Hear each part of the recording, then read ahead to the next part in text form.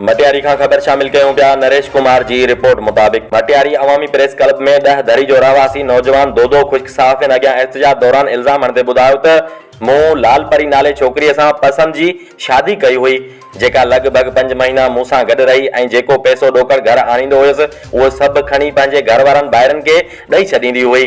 घर में टको बि न बचाईंदी हुई। उन्हनि ॻाल्हियुनि तां मूं हुनखे घणो रोकियो पर हुन मुंहिंजी हिकु बि न ॿुधी। मजबूर थी कोर्ट ज़रिए निकाह टोड़े खेसि तलाक ॾिनी, जंहिंखे 11 महीना गुज़री चुका आहिनि ऐं हाणे हूअ मूं ते ऐं मुंहिंजे घर वारनि ते कोर्ट में कूड़ियूं दरख़्वास्तूं करे पैसनि लाइ ब्लैकमेल ऐं तंग करे रही आहे। ऐं कोर्ट सगोरी में जवाब ज़रूर दाख़िल कराईंदुसि ऐं सोशल मीडिया ते मुंहिंजी किरदार कशी कई पई वञे ऐं पैसा न ॾियण जी सूरत में मौतमार धमकियूं ॾिनियूं पियूं वञनि। हुन मुतालबो कंदे SSP Matiari, SSP Tando Allahyar, DIG Hyderabad, IG Sindh समेत ॿिनि वस वारनि आला अख़्तियारनि खे नोटिस वठण जी अपील कई आहे।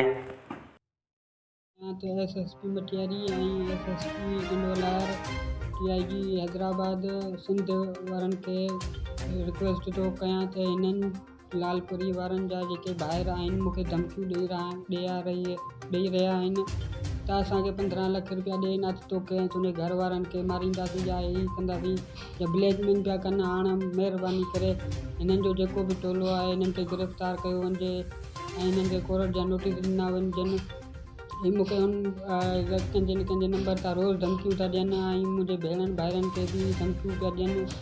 चवनि था असांखे पैसा ॾियो न त असां तव्हां ते केस कंदासीं या तव्हांखे मारींदासीं।